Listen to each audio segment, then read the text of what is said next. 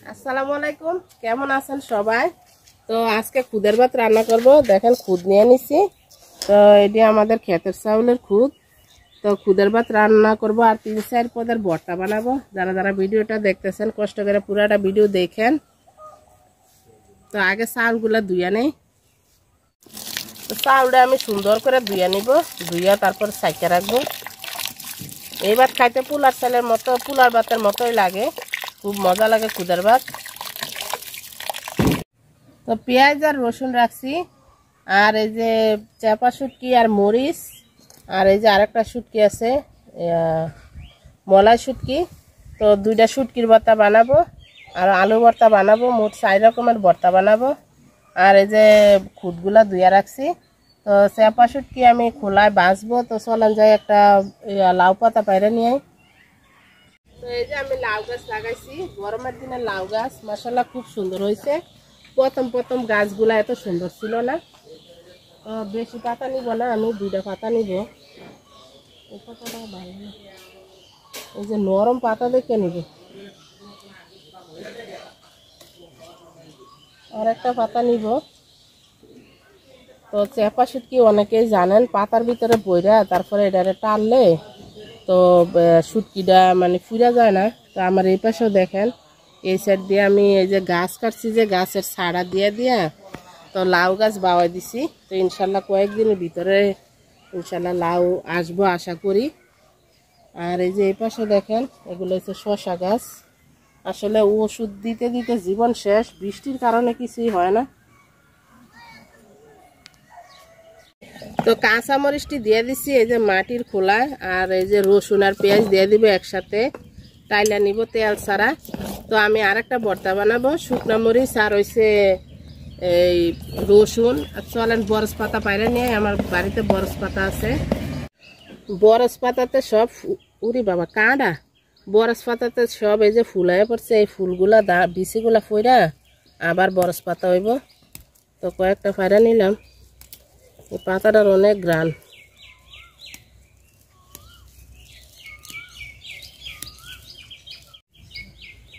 তো অনেকে আবার বিলাতি দইনা পাতা বলে, এটারে আমরা বরস পাতাই বলি কুমিল্লাতে। তো এই যে এই কটাই হয়ে যাব। তো আমি একটা ভর্তা বানাবো, লবণ দিয়ে দিচ্ছি, আর এই যে শুকনা মরিচ টালা ছাড়া এটা, আর এই যে বরস পাতা রসুন, তো এগুলা দিয়ে একটা ভর্তা বানাবো। আর শুটকি তো টালতেছি, টালা হইলে তারপরে শুটকির ভর্তা বানাবো।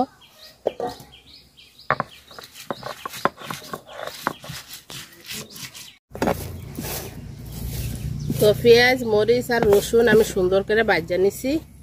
এখন ডাইলা নিব, শুটকিগুলা ভাজা নিব। এই তেল ছাড়া ভর্তা কিন্তু খাইতে বেশি মজা লাগে, তেল দিয়ে ভাজলে এত মজা লাগে না। তো শুটকিটা ভাজা নিছি, তুলে নিব। তো চেপা শুটকিটা দিয়ে দিছি আমি লাউ পাতাতে, এটারে ডাইকা দিব চেপা শুটকি। গন্ধরাজ গোলাপ, অনেক ঘ্রাণ এটার। এটা টপের ছাড়া, তো ছোট ছাড়া ডাইল একটা ফুল ফুটছে কত বড়।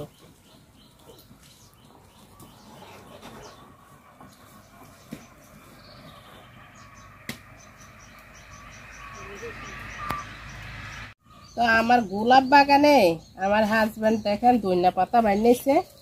তো এগুলা নাকি গরমের ধনিয়া পাতা, এগুলারে কাইটটা গুঁড়াটা রাখলে আবার হইব গুঁড়াটার থেকে।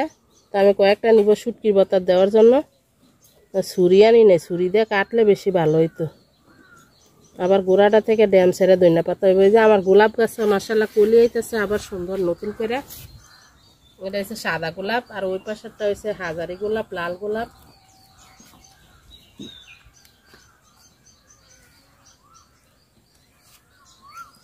তো অল্প কটা হলে হয়ে যাবো। শুটকির পাতা ধনিয়া পাতা দিলে খুব সুন্দর একটা গ্রান আয়ে। তো এই যে শুকনো মরিচের ভর্তা আবার হয়ে গেছে, কটা ধনিয়া পাতাও দিয়ে দিছি। তো তুলে নিব ভর্তা। শুটকিটা ভাজা নিছি, দেখেন শুটকি একদম গইলা পানি পানি হয়ে গেছে গা। তো তেল দিয়ে দিলাম খুদের ভাত রান্না করার জন্য। গরম মশলা দিয়ে দিলাম। খুদের ভাতে গরম মশলা দিলে খাইতে খুব ভালো লাগে। আর দিয়ে দিলাম পেঁয়াজ, কুচি আর রসুন কুচি। তো পেঁয়াজ মরিচ লাল লাল করে ভাজা নিছি, চাউলটা দিয়ে দিব, দিয়ে সুন্দর করে ভাজা নিব চাল। তো চাউলটা আমি একদম সুন্দর করে ভাজা নিব, যেভাবে পোলার চাল ভাজে। আর খুদের ভাত যদি খুব মজা করে রান্না করা যায়, পোলার ভাতের চাইতে বেশি মজা লাগে।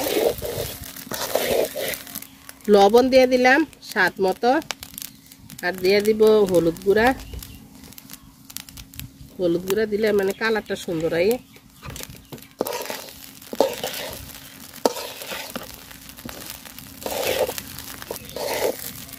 তো চাউলটা আমি সুন্দর করে ভাজা নিছি, একদম জর্জরা হয়ে গেছে। তো আমি গরম পানি করে রাখছিলাম, গরম পানি দিয়ে দিব।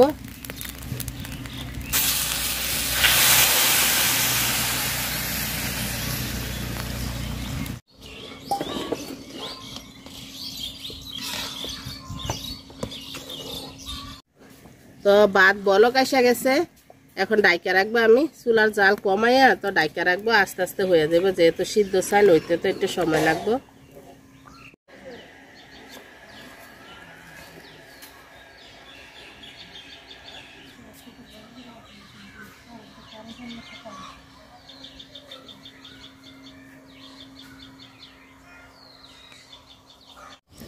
তো হয়ে গেছে খুদের ভাত, নামাই নিব। পাতিল থেকে নামাই নিলাম খুদের ভাত। সকালবেলার নাস্তা আজকে এটা, খুদের ভাত আর ভর্তা। তো এখন খাবো গরম গরম ভাত, বাইরে নিতেছি। তো হালকা হালকা বাতাসও আছে, বাইরে বসে খাবো। তো দেখেন এই যে ভর্তা বানাইছি, এটা হচ্ছে আলুর ভর্তা। বাচ্চাদের জন্য আলুর ভর্তা বানাইছি, কারণ ওরা তো শুটকির ভর্তা খাইব না, জাল ভর্তা। আর এটা হচ্ছে চেপা শুটকির ভর্তা, আর এটা হচ্ছে এই যে শুটকির ভর্তা, আর এটা হচ্ছে এই যে মরিচ আর রসুন বরস পাতা একসাথে ভর্তা। তো যারা যারা এতক্ষণ ধরে ভিডিওটা দেখছেন সবাই অনেক অনেক অনেক ধন্যবাদ। আল্লাহ হাফেজ, আসসালামু আলাইকুম। সবাই খুব ভালো থাকেন।